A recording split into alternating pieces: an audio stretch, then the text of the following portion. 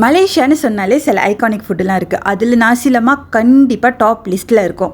நீங்கள் உங்கள் லைஃப்பில் நாசிலமா சாப்பிட்டே பார்த்ததில்லன்னு இருந்தீங்கன்னா கண்டிப்பாக ஒன்ஸ் இந்த ரெசிபியை ஃபாலோ பண்ணி செஞ்சு பாருங்கள். அட்டகாசமாக இருக்கும். இதுவே நீங்கள் வெளியில் வாங்கி சாப்பிட்றவங்களா இருந்தீங்கன்னா ஒரு தடவையாவது இந்த ரெசிபியை ஃபாலோ பண்ணி வீட்டில் செஞ்சு பாருங்கள். அசந்துடுவீங்க. வாங்க எப்படி செய்யுதுன்னு பார்க்கலாம். நான் இன்றைக்கி 5 கப் ரைஸ்க்கான அளவு தாங்க சொல்ல போகிறேன். நீங்கள் இதை விட கம்மியாக செஞ்சிங்கன்னா இதில் பாதியாக குறைச்சிக்கோங்க. ஃபஸ்ட்டு நம்ம ஒரு பேஸ்ட் ரெடி பண்ணிக்க போகிறோம். அதுக்கு 1.5 பெரிய வெங்காயம், 5 சின்ன வெங்காயம், 7 பல் பூண்டு, 3/4 இஞ்சி இதை எல்லாத்தையும் கட் பண்ணி ரெடியாக எடுத்து வச்சுக்கோங்க. ஒரு 25 காஞ்ச மிளகாவை ஊற வச்சு தண்ணியில் வேக வச்சு எடுத்துக்க போகிறோம். இது தண்ணியில் கொதிச்சிக்கிட்டே இருக்கிற டைமில் நம்ம ரைஸை ரெடி பண்ணிடலாம். சின்ன வெங்காயம் சேர்த்துக்கிட்டிங்கன்னா நம்ம நாசிலமா அட்டகாசமாக இருக்கோங்க. நான் ஸ்க்ரீனில் காட்டுற ஐட்டத்தை ரெடி பண்ணி வச்சுக்கோங்க. ரொம்ப சிம்பிளான இன்க்ரீடியன்ட்ஸ் தாங்க. இப்போ ஒரு ரைஸ் குக்கர் எடுத்துக்கோங்க.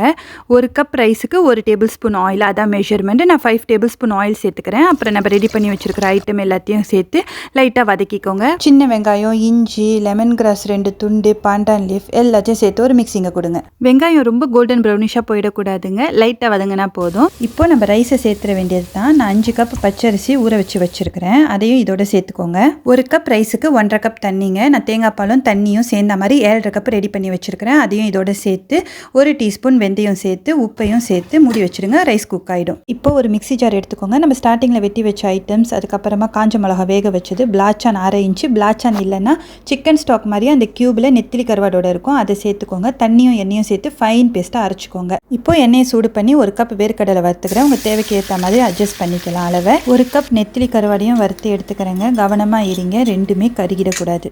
இப்போ ஒரு கடாய் சூடு பண்ணி 1 கப் அளவுக்கு எண்ணெய் சேர்த்துக்கோங்க, கடலெண்ணெய். அதுலேயே நெத்திலி வறுத்தோம் இல்லையா, அந்த எண்ணெயும் சேர்த்துக்கோங்க. சூப்பரான ஸ்மெல்லும் டேஸ்ட்டும் கொடுக்கும். 1/2 வெங்காயத்தை ஸ்லைஸ் பண்ணி அதையும் சேர்த்துக்கிறேன். லெமன் கிராஸ் நீல வாக்கில் 2 துண்டு சேர்த்துக்கோங்க. அப்புறம் நம்ம அரைச்சோம் இல்லையா பேஸ்ட்டு, ஃபைனாக அந்த பேஸ்ட்டை சேர்த்துக்கோங்க. இப்போ ஒரு சின்ன மிக்ஸி கப் எடுத்து 1/2 கப் நெத்திலி கருவாடை கொஞ்சமாக தண்ணி சேர்த்து அரைச்சி அதையும் இதோட சேர்த்து பாண்டான் லீஃப் 2 சேர்த்து ஒரு மிக்ஸிங்கை கொடுங்க. அப்படியே கொதி வரட்டும், எண்ணெய்லாம் பிரிஞ்சு வரும். இந்த டைமில் 2 டேபிள் ஸ்பூன் அளவுக்கு கருப்பட்டி சேர்த்து கெட்டியாக கரைச்சி வச்சுருக்க புளி கரைசலையும் 1/4 கப் சேர்த்து நல்ல ஒரு மிக்ஸிங்கை கொடுங்க. இந்த சம்பாலில் இனிப்பு, புளிப்பு, உரப்பு எல்லாம் இருக்கணுங்க. தேவையான அளவு உப்பு சேர்த்துக்கோங்க. எந்த அளவுக்கு எண்ணெய் பிரிஞ்சு சுருண்டு வருதோ அந்த அளவுக்கு சூப்பராக இருக்குங்க சம்பால்.